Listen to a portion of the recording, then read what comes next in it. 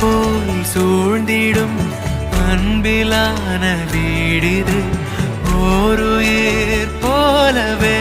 நாங்கள் வாழும் கூடிது தூரத்து வானத்து மழை போல சந்தோஷம் என்றும்